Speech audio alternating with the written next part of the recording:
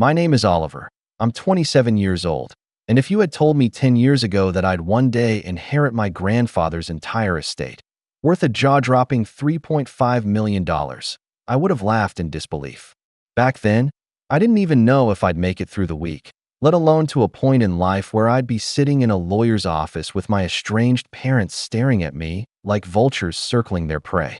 The irony of it all is that these are the same parents who cut me off at 18, threw me out with nothing but a backpack, and told me I wasn't their responsibility anymore. Yet here we are, with them suddenly reappearing at the will reading as though the past decade hadn't happened. Growing up, my family was complicated. My mom and dad weren't poor by any means. We lived in a nice enough suburban home. My dad worked as a regional manager for a logistics company, and my mom was a part-time teacher who liked to act like she ran the entire neighborhood. But they had one fatal flaw.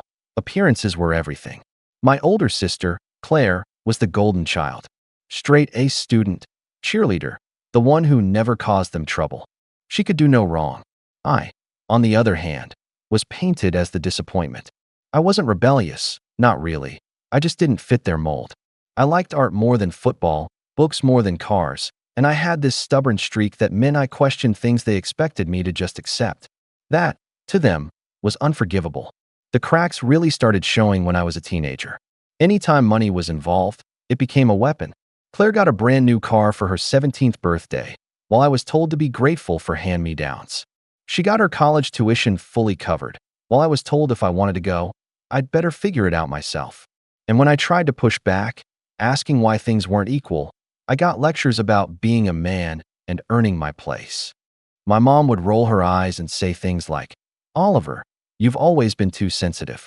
You expect the world to hand you things." My dad would mutter about how I'd never make it without them. I'll never forget one night at dinner when my father leaned across the table, looked me dead in the eye, and said, "If you're still under our roof by 18, you're a failure." I laughed then, because what else could I do? But inside, I was crushed. When my 18th birthday came, they didn't just kick me out, they staged it like a performance.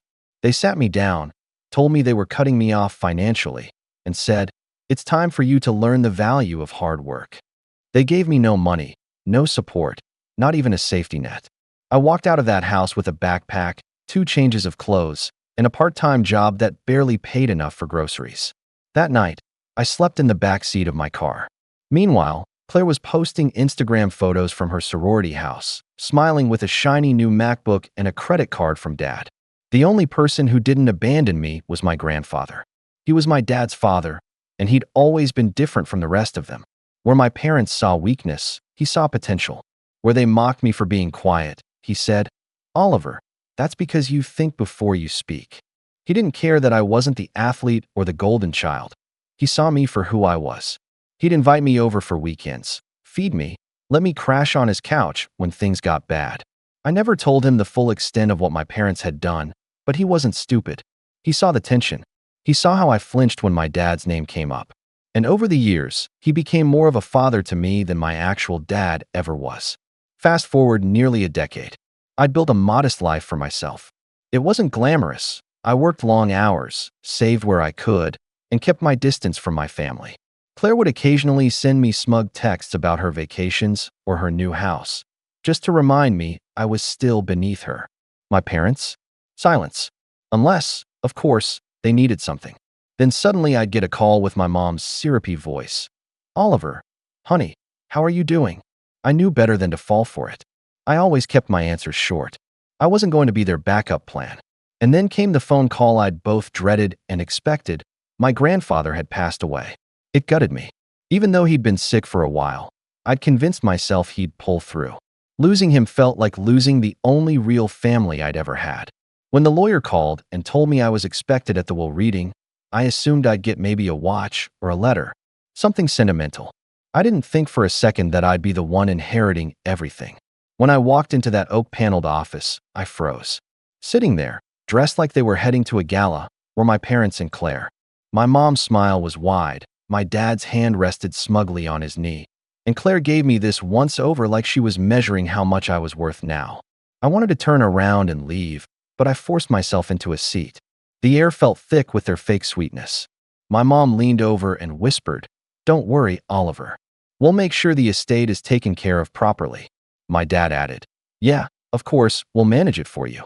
They were already counting the money in their heads. I could see it in their eyes. They thought I was still that powerless kid they'd kicked to the curb. But then the lawyer cleared his throat, shuffled the papers, and said the words that made my heart pound. Per the wishes of the late Mr. Harold Montgomery, his entire estate, valued at approximately $3.5 million, is hereby left to his grandson, Oliver Montgomery. I swear, time stopped. I looked up, and for a split second, I thought I saw my grandfather's smirk in my mind, like he'd been planning this moment all along. My parents' smiles froze in place. Claire's jaw actually dropped. And then the lawyer turned the page and said, "There are additional stipulations you'll want to hear." And that's where things took a turn none of us were prepared for. My mother was the first to recover from the shock, though her voice came out too high, too sweet, like she was trying to mask her panic. "Well, of course, that makes sense," she said, clapping her hands together lightly. "Oliver was always so close to Dad. But naturally, Oliver will need our guidance. He's inexperienced with finances. We'll step in, won't we, dear?" She turned to my father, who nodded as if the whole thing were already decided. My father leaned back in his chair, steepling his fingers. Yes, Harold meant well, I'm sure, but Oliver's not equipped to handle an estate of this size. $3.5 million is a lot for someone with no background. It could ruin him. It's only logical we manage the funds on his behalf. The way he said ruin him made my stomach twist. They didn't see me as a person. They saw me as an obstacle between them and a fortune. Claire smirked, tucking her hair behind her ear like she was already picturing herself shopping with the money. Honestly, Oliver, don't take it the wrong way, but you've never been, well, you know, responsible. Remember when you maxed out that tiny credit card freshman year? She laughed under her breath, as if that one mistake defined me forever. And Dad's right. A sudden windfall could really mess you up. Let us help. The lawyer cleared his throat again, cutting through their little performance.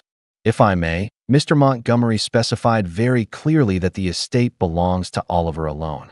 No trustees, no oversight, full control. His eyes flicked toward me briefly, as if to say, your grandfather knew what they'd try to do. That didn't stop my parents. My mom put a hand on my arm, her nails digging just slightly into my sleeve. Oliver, sweetheart, you know we only want what's best for you. We can guide you through this. Make sure you don't make mistakes. Think of it like a family effort. Grandpa would want us all to benefit. That word, benefit, hung heavy in the room. Benefit for them, not for me. I stayed quiet, trying to keep my face neutral, but inside I was boiling. All those years of being told I wasn't enough, of being pushed aside for Claire, of sleeping in my car while they laughed over vacation photos. And now they thought they could swoop in and control the one thing my grandfather had left me. It wasn't even about the money in that moment. It was about their arrogance, the assumption that I couldn't possibly handle my own life without their guidance. Claire crossed her legs and leaned forward, her voice soft but dripping with condescension. Look, Oliver, you've done fine for yourself, I guess. But this is different. You don't want to end up like those lottery winners who go broke in a year, right? I mean, think about it. You're not even a homeowner. You still rent, don't you? You don't have experience investing. What if you blow it all? She gave a little shrug. It just makes sense that Dad handles it. He's been managing money his whole career. What she didn't say, but I heard all the same, was that she thought I'd always be the failure, the one lagging behind, the one they could keep under their thumbs. The lawyer didn't even look up from his papers this time. Again, Mr. Montgomery's instructions are explicit. No one but Oliver is to control or manage the estate. My father's jaw tightened, but he forced a smile. Of course, we're just concerned, that's all. You understand, son. He said son like it was some term of endearment, but it felt hollow. This was the same man who had told me I'd never make it without him, who had watched me pack my things on my 18th birthday without offering so much as $20 for food. Now he wanted me to hand over millions out of gratitude? My mom gave a little laugh, tilting her head. Oliver, you know we always wanted the best for you. Maybe we were tough on you, but look how strong you've become. That was our way of preparing you. Don't hold grudges. Let's move forward as a family. I nearly choked at the hypocrisy. Preparing me? By throwing me out? By letting me struggle while they showered Claire with everything? My grandfather had prepared me, not them. He'd taught me resilience, patience, and the value of quiet strength. Still, I said nothing. I wanted to hear every manipulative word, let them dig their own holes. The lawyer continued reading through the stipulations, but I barely registered the words. My parents were whispering to each other, already strategizing. Claire tapped on her phone under the table, probably texting her boyfriend about how rich she was about to become. I sat still, but inside, I felt something shifting. All those years of being dismissed, all those nights of wondering if I was worth anything, suddenly, I had the power. And they hated it. When the lawyer finally finished, my mom stood quickly, smoothing her skirt. Well, thank you, Mr. Thompson. Oliver, we'll discuss the details at home. You'll come over tonight, won't you? She said it as though it was already arranged, as though I'd automatically fall back into their orbit. My father added, yes, we'll get started on a plan. Investments, property management, taxes. Don't worry, we'll take care of everything. And Claire, with that same smug little smirk, leaned in close as we walked out. You're lucky, Oliver. If it weren't for us, you'd drown in all this. Don't forget who actually knows what they're doing. I clenched my jaw, my fists tight at my sides. Lucky? No, I wasn't lucky. I was chosen. My grandfather had seen through all of them and decided to put everything in my hands. And as much as they wanted to pretend otherwise, they weren't in control anymore. But I didn't say a word. Not yet. Because I knew, deep down, that this was just the beginning. I left the law office that afternoon with my head spinning, the copy of my grandfather's will clutched in my hands like a lifeline. My parents had walked out with the kind of brittle smiles that come from swallowing disappointment, but I could feel their eyes burning into my back as I went. I knew them well enough to recognize that this wasn't the end of their schemes, it was only the start. And I wasn't wrong. That very evening, around 9 p.m., I got a knock at my apartment door. When I opened it, there stood Claire, looking like she'd just stepped off a runway, perfume clouding the air. She gave me that same little smirk and slipped past me without asking. Cute place, she said, glancing around the small living room with an exaggerated lift of her eyebrows. But let's be honest, Oliver. This won't do anymore. You'll need something grander. And you know who can help with that? Me. I closed the door slowly, already exhausted. What do you want, Claire? She plopped onto my couch like she owned it, crossing one leg over the other. Simple. I'm here to make sure you don't embarrass yourself with this inheritance. You've been living small for so long, you don't even realize what you've got. Think about it. Dad knows investments, Mom knows people, and she twirled a strand of hair around her finger. I know style. Imagine the three of us helping you. We could turn Grandpa's estate into something bigger, but only if you stop being stubborn. Her words stung, not because they held truth, but because they mirrored every insult my parents had ever thrown at me. Small, stubborn, incompetent. She'd learned the script by heart. I don't need help, I said firmly. Grandpa left it to me. Not you. Not them. Me. Her smile faltered, just slightly, but she covered it with a laugh. Oh, Oliver. You really think that? You think Grandpa didn't expect you to lean on the family? You wouldn't even have met with that lawyer if Mom hadn't told you the time. That's when I realized she wasn't here to help. She was here to test me, to see if I'd bend.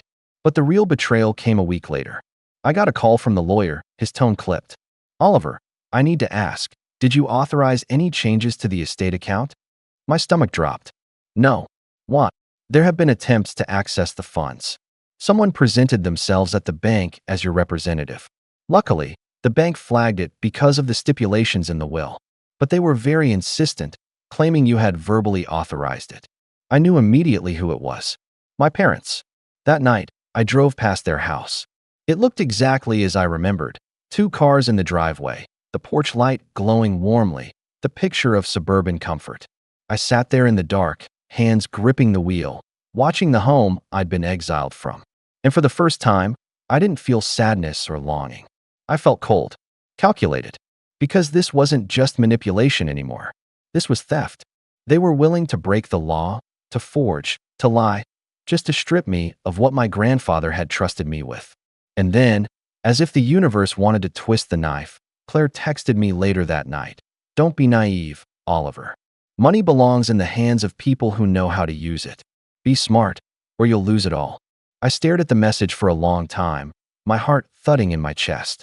That was the moment something snapped. The betrayal wasn't just their attempt to steal from me. It was the realization that they would never see me as anything other than the weak link, the disposable one. They had cut me off at 18, laughed as I scraped by, and now that I finally had something of my own, they wanted to take it too. I put my phone down and sat in the dark, thinking about my grandfather. I remembered his voice, steady and firm, the way he'd look at me and say, "Oliver, don't let anyone tell you what you're worth. You decide that." For years, I hadn't believed him. But now, with my parents circling like sharks, I finally understood.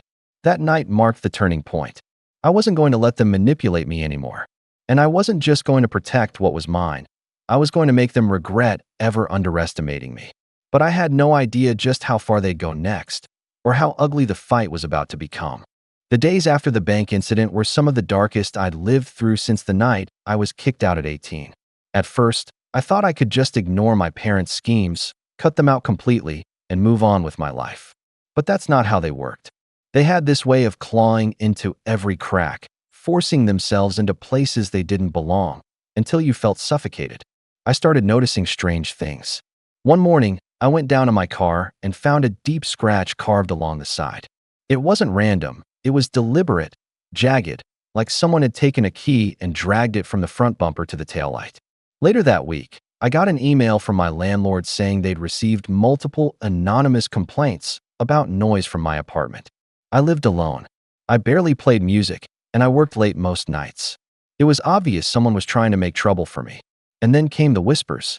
My parents still lived in the same town I'd grown up in, and they had their little circle of friends, the country club set, the church crowd, the neighbors who thrived on gossip. Suddenly, those people were looking at me differently when I ran errands around town. The cashier at the grocery store, who used to smile, now raised her eyebrows when I paid in cash. The woman at the gas station muttered, "Must be nice, living off an old man's money." I knew where it came from. My parents had started painting me as the greedy, undeserving grandson who swooped in and stole the family estate. The worst part wasn't even the slander. It was the silence. The few friends I had in town stopped calling. They'd heard the rumors too, and maybe part of them believed it. I'd worked so hard to scrape together a reputation as someone dependable, someone who could be trusted, and now my parents were undoing it all. I hit a low point one night when I sat alone at my kitchen table, staring at the stack of bills in front of me. Not because I couldn't pay them, I had access to funds now, but because I was terrified. Terrified that if I used my grandfather's money too openly, it would feed the narrative my parents were spinning. Terrified that every move I made would be twisted into proof that I wasn't capable of handling what I'd been given. That's when the old doubts crept back in. Maybe they were right. Maybe I wasn't strong enough. Maybe I'd drown in this inheritance the way they said I would. For hours, I sat there, replaying every insult, every dismissal, every memory of being told I was worthless. It was like I was 18 all over again, sleeping in the back seat of my car, wondering if I'd even make it to the next week. But then I opened the drawer of the table, and inside was something I'd nearly forgotten. An envelope my grandfather had given me on my 21st birthday. I'd kept it all these years without ever really looking at it again.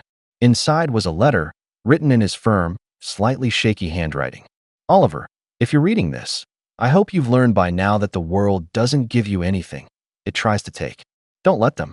You are stronger than you know, and one day, you'll have to prove it. When that time comes, don't shrink back. Stand tall. They can only take from you if you hand it to them."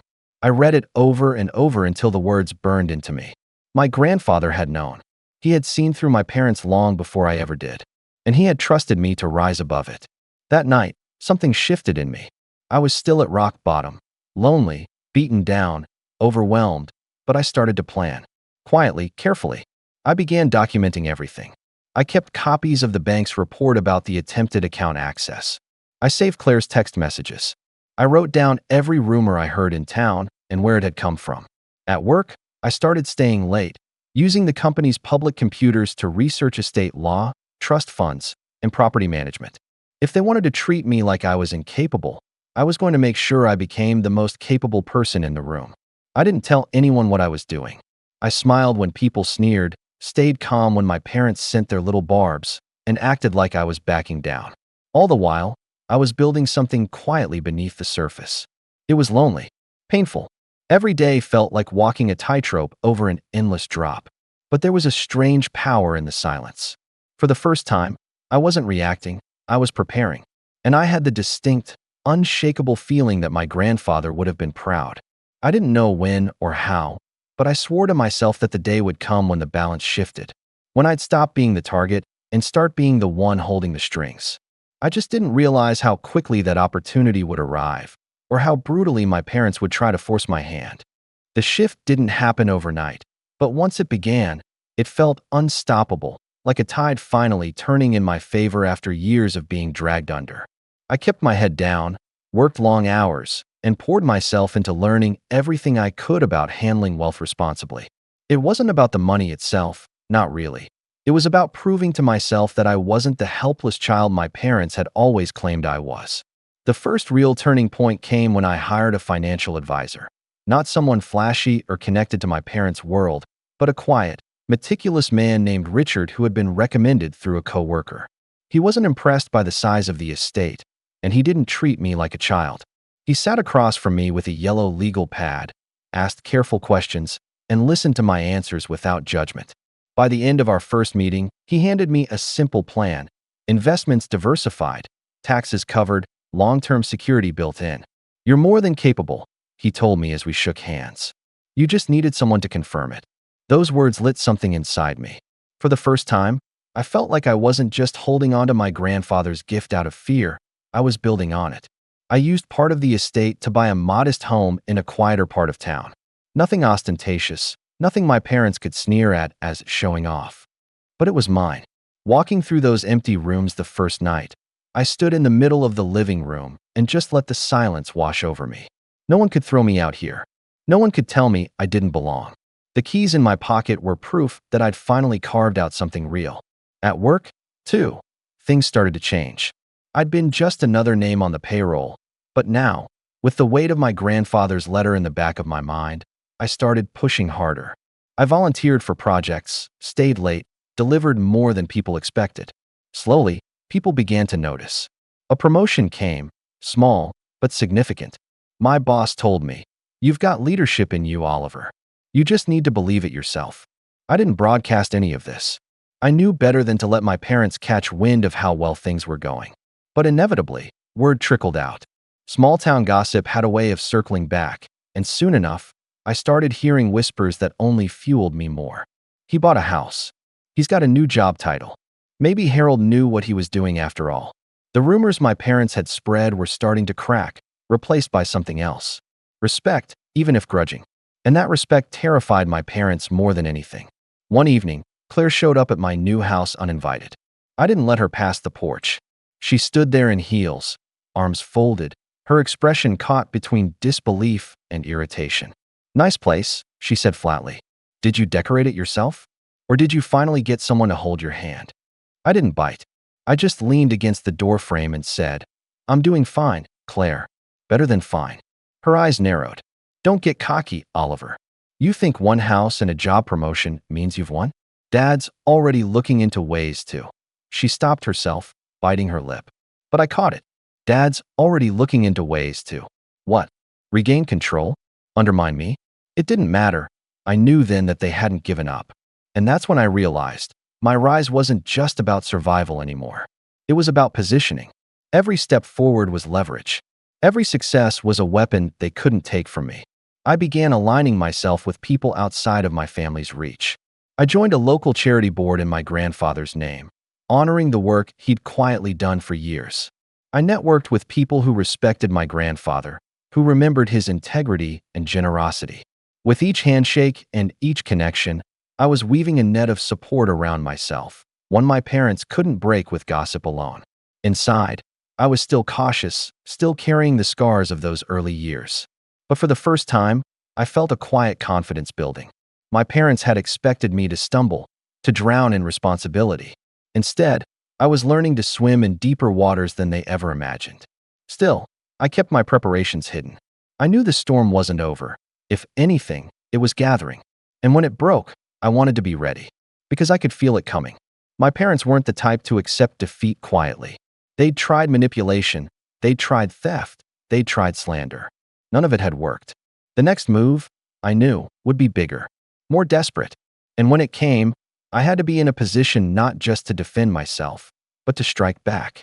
The setup came almost by accident, though in hindsight it felt like my grandfather's hand guiding me even years after his passing. I'd been attending more of those charity board meetings, the ones I joined in his honor, and it was at one of these gatherings that I met a man named Daniel Grant. He was in his late 50s, a retired attorney with sharp eyes and the kind of calm presence that made you lean in when he spoke. He'd known my grandfather personally. Apparently, they played chess together every Thursday night for nearly a decade. When he found out who I was, his expression softened. "Harold was a rare man," he said, shaking my hand firmly. "I hope you know how proud he was of you." Something about the way he said it felt different, almost conspiratorial. Over coffee later that week, he leaned across the table and lowered his voice. "You should be careful. Your grandfather." He anticipated there might be trouble after he passed. "He put certain protections in place." I froze. "Protections? What kind of protections?" Daniel smiled faintly. "That's something we can talk about more formally. But let's just say, Harold wasn't blind to your parents' nature. He made sure the estate would be safeguarded in ways they wouldn't expect. If they overstep, it won't just be morally wrong. It'll be legally disastrous for them." For the first time, I realized I wasn't just playing defense. I had ammunition. Over the next few weeks, Daniel helped me understand exactly what my grandfather had done. The estate wasn't just a lump sum of money. It was structured carefully. There were deeds, shares in a small portfolio of properties, and even a trust earmarked specifically for philanthropic projects in my name. More importantly, there were clauses, ironclad stipulations that explicitly disinherited my parents if they attempted to interfere or present themselves as representatives. My grandfather had written it all down, signed and notarized, as though he knew they would try to take what wasn't theirs. As Daniel laid it all out, piece by piece, I felt something shift inside me. All those years I thought I was alone, powerless, scrambling to survive. It turned out my grandfather had been planning for this exact moment. He had seen the storm brewing, and he had left me not only the resources to withstand it, but the leverage to fight back. Meanwhile, my parents grew bolder. I started getting letters in the mail, formal-looking envelopes with their names typed neatly at the bottom. Proposals for how I should allocate the inheritance. One suggested putting Claire on the payroll as a family liaison. Another recommended selling off the estate properties to avoid management headaches. And, of course, funneling the proceeds into trusted family accounts. I didn't respond to any of them, but I kept each letter filed neatly in a folder Daniel advised me to maintain. "Paper trails are powerful," he told me. "Every word they put in writing is another rope they're tying around their own throats." At the same time, I was climbing higher in my own right. Work recognized me again, this time with a significant promotion that came with more authority and a seat at the table during strategy meetings. Suddenly, people who had once overlooked me were asking for my opinion, nodding when I spoke. It wasn't about the money anymore. It was about respect. Real respect, earned through persistence and competence. And with respect came allies. The more people saw me stepping into my own, the more they pushed back quietly against the rumors my parents had seeded. At community events, I overheard comments like, "Oliver's really turned out well," and "You can tell Harold raised him right." Every little remark chipped away at the false image my parents had tried to build. The best part? They didn't know. They had no idea that while they were scheming behind closed doors, I was gathering allies, documents, and quiet influence. They thought I was still that boy they'd tossed out with nothing but a backpack. They thought I'd cave, hand over the reins, and thank them for it. But I wasn't that boy anymore. I was a man with power, power they couldn't see coming. And then came the moment that tied everything together. One evening, Daniel handed me a small leather-bound notebook, worn at the edges. "Your grandfather asked me to hold on to this until I felt you were ready," he said. Inside were pages of my grandfather's handwriting, notes, reflections, and, at the back, a detailed outline of how to counter every move he predicted my parents might make. He hadn't just left me money, he had left me a playbook. As I closed the notebook, my hands trembling, I realized something with bone-deep certainty. The time for simply surviving was over. I wasn't just going to defend what was mine. I was going to set the stage so that when my parents inevitably made their next move, I'd be ready to crush it completely. They wanted to play games with me. They had no idea I was already holding the winning hand. The breaking point came faster than I expected. My parents had been circling for months, sending letters, hinting through neighbors, and making not-so-subtle remarks whenever we crossed paths in town. But when they finally made their move, they went big. Too big. One crisp autumn morning, I got a call from Daniel. His voice was calm, but there was a sharpness to it I hadn't heard before. "Oliver, your parents filed a petition with the court this morning. They're claiming you're unfit to manage the estate and are requesting guardianship of the assets." Guardianship. They were actually trying to have me declared incompetent. At 27 years old, after everything I'd built for myself. I almost laughed when he told me, the absurdity of it nearly overwhelming. But then the sting hit, because this wasn't just another attempt to manipulate me behind closed doors. This was public. This was them dragging my name through the mud, trying to brand me as incapable in front of the entire community. And that was their mistake. Daniel and I had been preparing for months, quietly collecting every scrap of evidence of their interference. The attempted bank access, the manipulative letters, the rumors they'd spread, the will stipulations my grandfather had laid out with surgical precision. Piece by piece, we had built a case so airtight it practically glowed. The court date arrived on a gray Tuesday morning. I walked into that courtroom in a simple suit, no entourage, no theatrics. My parents were already seated, flanking Claire like loyal soldiers. They looked smug, confident, as though the outcome was already sealed. My mother even had the nerve to smile at me, her expression syrupy sweet, like she was forgiving me for forcing this spectacle. But when the judge called us to order and my parents' attorney began his opening statement, the cracks showed immediately. He painted me as irresponsible, emotionally unstable, someone prone to financial recklessness.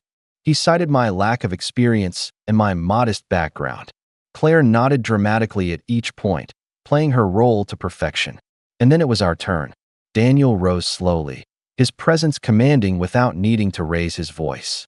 "Your Honor, what we have here is not a question of competence, but of greed." He began laying out the documents, one after another. The forged attempt at the bank, the letters proposing that I hand over control, the text messages dripping with condescension, the stipulations in the will that explicitly disinherited my parents if they so much as attempted to interfere. The courtroom grew quieter with each piece of evidence. My parents shifted uncomfortably, their smugness slipping. Claire's jaw tightened, her arms folding across her chest. And then came the final blow. Daniel held up the leather-bound notebook my grandfather had left me. Mr. Montgomery anticipated this very situation. In his own handwriting, he described his concerns about his son and daughter-in-law's history of manipulation. He wrote, and I quote, "If they attempt to take what is not theirs, it will be proof enough of why I chose Oliver." The words echoed in the courtroom like a gavel strike. I saw my mother's face pale, my father's fists clench, Claire's eyes dart to the floor. When the judge finally spoke, her tone was crisp and final. "The petition is denied. The estate will remain solely in Oliver Montgomery's control. Furthermore, this court cautions the petitioners against any further attempts to undermine the explicit wishes of the deceased. This matter is closed." It was over in less than an hour, but the fallout was instant. My parents' attempt to seize control had not only failed, it had publicly exposed them for exactly what they were: manipulative, greedy, desperate. As we left the courtroom, my mother tried one last time. She reached out, her voice trembling with false warmth. "Oliver, sweetheart, we only did this for you. You don't understand how much pressure this is. Let us." I stopped and looked at her, calm in a way I hadn't been my entire life. "No," I said simply. "You did it for yourselves. Grandpa knew it. And now everyone else does too." Her hand froze in the air before dropping to her side. My father muttered something under his breath, but he couldn't even meet my eyes. Claire stormed ahead, her heels clicking like gunshots against the marble floor. I walked out of that courthouse with the weight of years lifted from my shoulders. Not only had I defended my grandfather's trust, but I'd done it with a calm they never expected from me. They had underestimated me every step of the way, and in the end, their own arrogance had undone them. But this was only the beginning of their reckoning. Because while the courtroom had settled the legal battle, the real fallout, the social, the personal, the irreversible, was still waiting just around the corner. The weeks after the court hearing were like watching dominoes fall, one after another, in slow motion. My parents had walked into that courtroom believing they'd win, believing they could bend the world the same way they'd bent me when I was young. But the judge's ruling had done more than deny their petition. It had stripped away the illusion they'd built for decades. And once the mask slipped, the whole town began to see them differently. It started small. My mom's circle of friends at the country club, the ones she'd spent years gossiping with, began to distance themselves. Where once she'd been the center of attention, now conversations stopped when she walked into the room. One woman even told me, quietly, "We had no idea how badly they treated you, Oliver." I'm sorry. My mom tried to keep up appearances, but the icy smiles and hushed whispers told me her reputation was collapsing. My father fared no better. His company had heard about the hearing. Small towns have a way of carrying stories into every corner. And suddenly, his financial expertise wasn't such an asset anymore. Clients grew wary, meetings were canceled, and eventually, word spread that he'd been asked to take an early retirement. For a man whose identity was tied entirely to his career, the humiliation was devastating. And Claire, oh, Claire, her fall was the sharpest of all. She had built her social status on the back of being the golden child, the one who could do no wrong, the one who mocked me while being showered with gifts. But after the hearing, people saw her differently. At parties, she was no longer the center of attention, just the girl who had tried to steal from her own brother and failed. Her boyfriend left her not long after, and I heard through the grapevine that she'd moved back in with my parents. The three of them, under one roof again, feeding off each other's bitterness like a slow poison. Meanwhile, my own life expanded in ways I hadn't imagined. The estate wasn't just money, it was opportunity. I invested in myself, in projects my grandfather would have been proud of. The charity board grew into something larger, and I found myself stepping into leadership roles where my voice mattered. For the first time in my life, I wasn't the outsider. I wasn't the disappointment. I was someone people respected. But the most powerful moment came one evening when I drove past my parents' house. The same house I'd been thrown out of at 18 with nothing but a backpack. The porch light was on, but the lawn was unkempt, the shutters in need of paint. The house looked tired, worn down, almost like the people inside it. I parked across the street for a while, watching. Memories washed over me. The night of my exile, the years of mockery, the endless comparisons to Claire. For so long, this place had represented my failure, my shame. But now, looking at it, I felt nothing but clarity. They hadn't destroyed me. They had forged me. Every insult, every dismissal, every cruel word had built the resolve I carried now. And then I realized. The revenge was complete not because I had humiliated them in court, not because they'd lost their standing, but because I no longer needed their approval. Their power over me was gone. Entirely. I rolled down my window, letting the cool night air in, and whispered to myself words I'd never dared say before. Grandpa was right. I decide what I'm worth. With that, I put the car in gear and drove away, leaving the house, and everything it represented, behind me. They had tried to cut me out of their lives. In the end, I had cut them out of mine. And this time, it was permanent.